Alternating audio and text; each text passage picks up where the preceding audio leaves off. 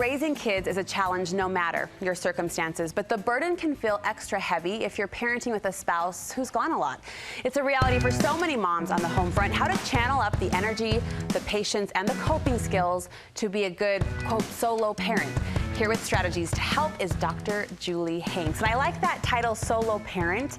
I know a lot of times people joke about being a single parent on the side, and that can be offensive, can it? Right, a single parent, I mean, that's a different category. Sure. When you have really no one on your team, even that's a different category. So solo parenting is when you do have a partner, they're just not around a lot. It could be military service, it could be long work hours. Right, exactly. Or working the swing shift and sleeping all day. So there are a lot of situations where women feel like they're carrying the bulk of the responsibility for home and family. We heard you did some research on this subject. I did. You put the feelers out. Unofficial on Facebook. But yeah, I asked a lot of my followers, what advice do you have if you're in this situation? And they came up with some awesome advice. So this is really from my Facebook followers who are in this situation. And the first tip is to carve out couple time whenever possible. It could be a phone call when your spouse is driving. It could be a text message. It could be, just squeezing in a quick date, go get a Diet Coke. Whenever you can, spend time as a couple. But the little moments have to count because that might be all you have. Yeah, exactly. And you want to maximize that as much as possible. Technology, you say, too, can really work to our advantage in this situation. Yeah, so maximizing technology. So Skype, FaceTime, those are awesome. One of my friends, Shauna, said that when her husband was in the Air Force, her husband would help the kids with homework over Skype. Oh, I love that. I thought that was so great. So still being a part of the family, even though, across the world. I marvel at FaceTime, at Skype every single day as we connect to my parents who are just an hour away, but it's just amazing that connectivity you can create through the screen. Right, it really does. It just adds another dimension than just the phone. This next piece of advice sort of caught me by surprise a little bit because as we consider support groups, people you can lean on to help kind of fill these gaps, children came to mind. Yes, so if you have children, require more of them. There's kind of a trend for us not to require that much around the house. My gut is that fair to ask kids to step up and fill this? To help cook, to clean up after themselves, yes, it's definitely fair. I like to think about home as our family farm. If we lived on a farm, you'd be out milking the cows. You don't have to milk the cows, you have to unload the dishwasher.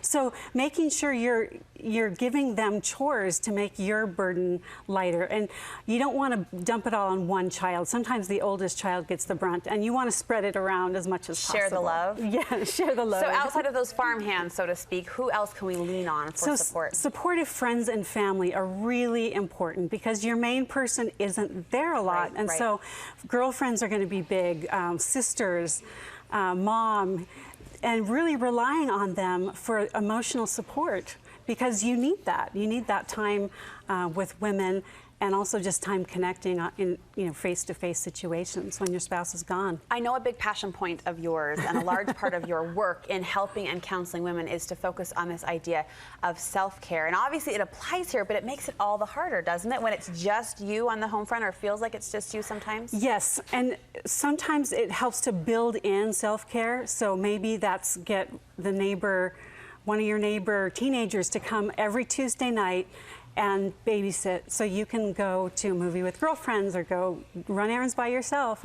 So building in some structure can really help with that because time doesn't just appear, right? Especially if you're a solo parent. I have to imagine structure, that's a key word, an operative word in this situation, that it's built in there. I have a friend whose husband works really long hours, and she did a babysitter trade so that every day she calls it escaping for at least 1 to 2 hours, but getting out, connecting with the real world, kid-free. But it's built in, and I think that's so smart. That makes all the difference. That makes all the difference. Build in that support so it's not every week you're going, well, what am I going to do to take care of myself? You don't want it to be another to-do list to check off. You want it to feel good and nurturing. And is there a personal gauge, something that women can kind of gut check and say, gosh, it might be self-care that's missing from my routine right now? Is there a feeling or a vibe or a way we know if we're lacking in that area? Resentment. If you start resenting your family, you start resenting your work, your home, resentment means you're not taking care of yourself. I like that, resentment. Self-care and self-compassion made your list as well, giving yourself a break. Yeah, give yourself a break and expect a full range of emotions. You're gonna feel resentment, you're gonna feel anger, you're gonna feel lonely and hurt, and to be compassionate with yourself and say, you know, of course I feel all of these feelings. Of course, this is a difficult situation.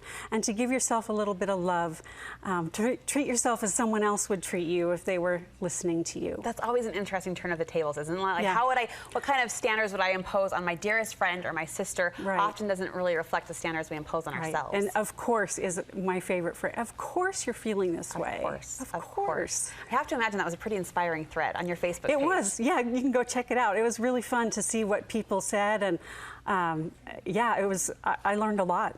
Well, Julie, thank you for sharing great advice for people on the ground in those solo parent situations. If people need more help and resources, maybe on the professional front, how can they connect with you? WasatchFamilyTherapy.com. All right, and we'll link you over to Julie's Facebook page too from our post on our website, so you can connect with that thread and also connect with Julie if you'd like. Thanks again, Julie. Great to see you. Good to see you too.